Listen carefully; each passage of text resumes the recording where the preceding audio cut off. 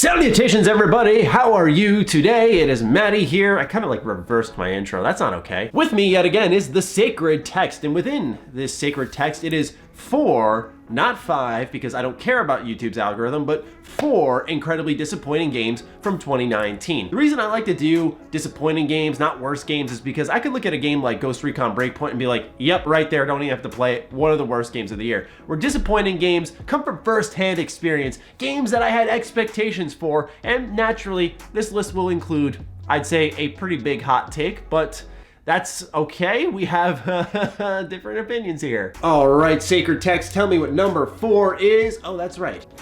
Far Cry New Dawn. My God, man. I mean, the idea of Ubisoft taking the Far Cry universe into a post-apocalyptic situation after the ending of Far Cry 5 was such a cool idea. And especially because Ubisoft does, if anything right, build worlds in a great manner. But yet, Far Cry New Dawn dropped the ball almost everywhere. It was a chaotic, open world space, and not a good type of chaotic, constantly having NPCs assault you, bugs and glitches bombard you. There's never a moment of peace in Far Cry New Dawn, and it's not that fun post-apocalyptic mayhem. There are some cool weapons, but eventually what you realize is 90% of the locations in Far Cry New Dawn are pretty much from Far Cry 5, except they slathered some pink highlighter on it. And I'm sure there's an actual artistic reason for it or something along those lines, but what this pink did made the world look prettier, which didn't really sell me on post-apocalyptic at all. And despite trying to build off Far Cry 5, which provided a serviceable story, at least I found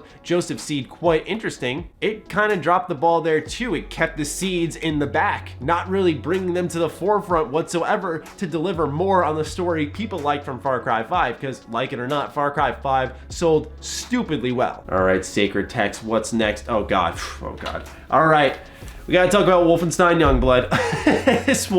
This one, man, at first, I'll admit, I was enjoying it. I really love Wolfenstein's gameplay. It just has a good feel to it. And having that in a co-op space was even more fun. And I liked the world initially that both Machine Games and Arcane Studios had built together, but as time went on, you started to retread old ground. You started to realize the awful choice it was to make this a RPG light. Oh my God. Taking enemies wherever you go, poorly explained mechanics like certain bullets doing a amount of damage to a particular enemy type, like, oh my God. The story, cringe-inducing, actual cringe-inducing, like it was horrible. Whoever helped write the story, it's no offense to your talent, it's just that clearly those who worked on this staff did not have siblings. As someone with an older brother, I can promise you the banter in this game is not what it's like to have sibling banter. My God, man, that was actually one of the very few games this year that I couldn't finish, right? Like I just couldn't finish it. I played it for about 6 hours and was like, nope,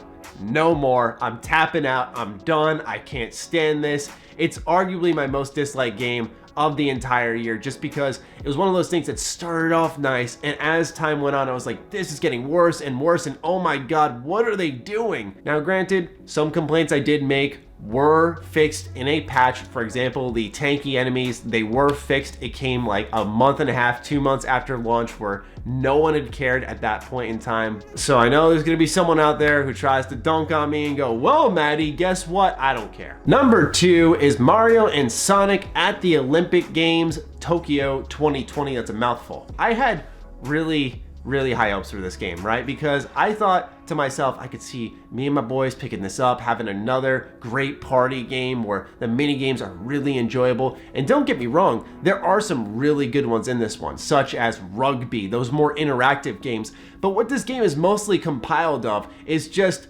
quick time events, like mashing A to sprint in a track meet and then tapping A to jump it just the right time, or tapping a button to baton pass and then mashing a button to run. It wasn't the type of fun that I think could have brought a competitive edge to these types of party games. It was just boring QuickTime events, and the ones that were interactive, like I said, Rugby, soccer, the legitimately good ones that bring up intensity, can't really support the weight of so many thoughtless mini games. Now, there is a story in Mario and Sonic Olympic Games, but I'm not really gonna crank on it for anything because it's very clear, even if the mini games were fantastic, that's not what this game is built around. There is a great presentation to the title, and that's why it's all the more annoying that it really disappointed me, because it does provide that feeling of like, wow, I'm really at the Olympics, and look at these crazy cast of characters that I'm playing as in the Olympics, plus seeing these two brands cross together, always awesome. But I don't know, man, they just really dropped the ball on the games, which is the best part of it. And that brings us to number one, a game that disappointed me the most this year.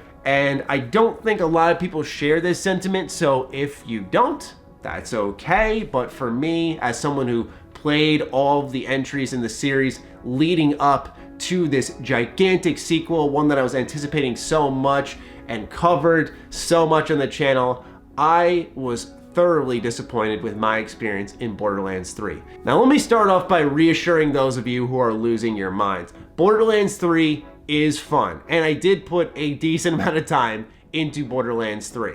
Now, contrary to other entries on this list, like we'll say Mario and Sonic Olympics or Far Cry New Dawn, sitting in the this is really just drop the ball category. Meanwhile, Wolfenstein Youngblood was more along the lines of, I don't like this at all. I would say Borderlands 3 does not sit in either of those categories. It stands in a league of its own, where it's like, I like aspects of this, but wow, it could have been so much more. It really isn't until like the last 5 hours that the story buckles in and takes itself seriously, just like Borderlands 2 did for most of its adventure, having a perfect balance of comedy and then serious storytelling to keep you going along. Borderlands 3 put all its chips in on corny, awful humor to deliver its story, failing miserably in the process. The Calypso twins were constantly jammed in your ear, and they were so annoying, not compelling whatsoever. And I'm not just comparing it to Handsome Jack, but in general, on their own, were not good villains once again until the end, where things pick up a little bit. And the end game does save this game from me just going, I didn't like it. But at the same time, you may be wondering, Matty, at the end of the day, it's good shooting and looting. And I don't disagree with you.